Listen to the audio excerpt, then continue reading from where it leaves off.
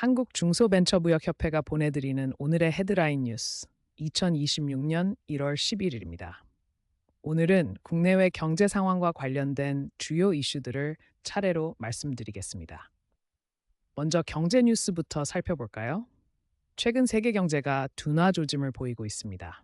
특히 글로벌 공급망 문제와 인플레이션이 소비 심리를 위축시키면서 국내 수출에도 부정적 영향을 미쳤습니다. 실제로 이번 달 초에는 우리나라 수출액이 전년 대비 4% 감소하는 모습을 보였죠.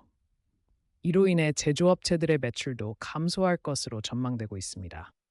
다만 정부는 다양한 경기 부양책과 신산업 육성 정책을 통해 이러한 하락세를 극복하려 하고 있습니다. 신재생 에너지와 디지털 산업 육성이 내년 경제 회복에 큰 역할을 할 것으로 기대됩니다.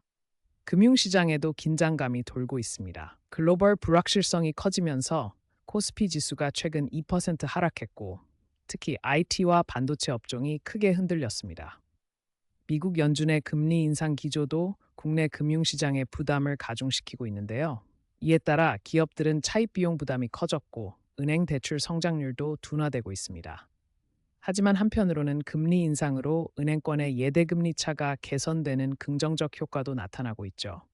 금융당국은 이런 불확실성에 대응하기 위해 시장 안정화 조치와 조기 경보 체계 도입을 준비 중입니다.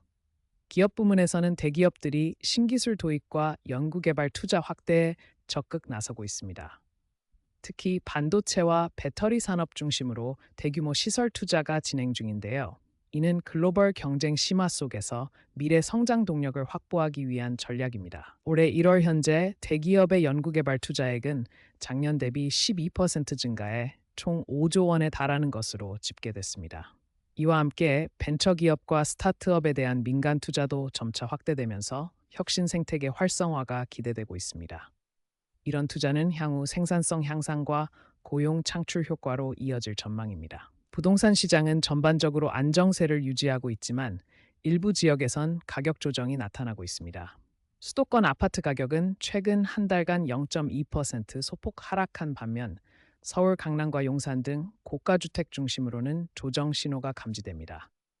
이러한 움직임은 정부의 대출 규제 강화와 금리 인상과도 연관되어 있습니다. 한편 지방의 신도시 지역은 개발 호재 덕분에 소폭 상승세가 이어지고 있죠. 전문가들은 공급 확대 및 금리 상황이 내년 상반기까지 부동산 시장의 주요 변수로 작용할 것으로 보고 있습니다. 사회 분야에선 청년 실업률과 주거 불안 문제가 크게 부각되고 있습니다. 25에서 29세 청년 실업률이 11%에 이르러 작년보다 0.5%포인트 상승해 취업이 더욱 어려워진 상황입니다. 특히 IT와 제조업 분야의 일자리 감소가 두드러지는데요. 동시에 월세 상승률이 연간 3.2%에 달하면서 젊은 세대의 생활 안정이 크게 위협받고 있습니다. 이에 정부가 청년 주거 지원과 취업 프로그램 확대를 발표하며 적극 대응에 나섰습니다. 사회 불확실성을 해소하기 위한 다각도의 정책 노력이 앞으로도 계속될 전망입니다. 마지막으로 국제 뉴스입니다. 글로벌 경제가 예상보다 둔화되면서 세계 무역 환경에도 변화가 일어나고 있습니다. 미국과 중국 간 무역 긴장은 다소 완화되고 있으나 유럽 경기 침체 우려는 계속되고 있죠. 국제 원자재 가격도 최근 한 달간 2% 하락하는 등 수출국들의 수익성에 부정적 영향을 주고 있습니다. 또 글로벌 금융시장에선 미국 연준의 금리 정책 변화 때문에 투자 심리가 일시적으로 위축되고 있는데요.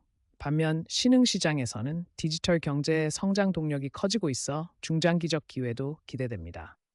이런 국제 정세 변화는 우리나라 경제와 기업 활동에 계속해서 중요한 영향을 미칠 것으로 보입니다. 이상으로 오늘의 뉴스를 마치겠습니다.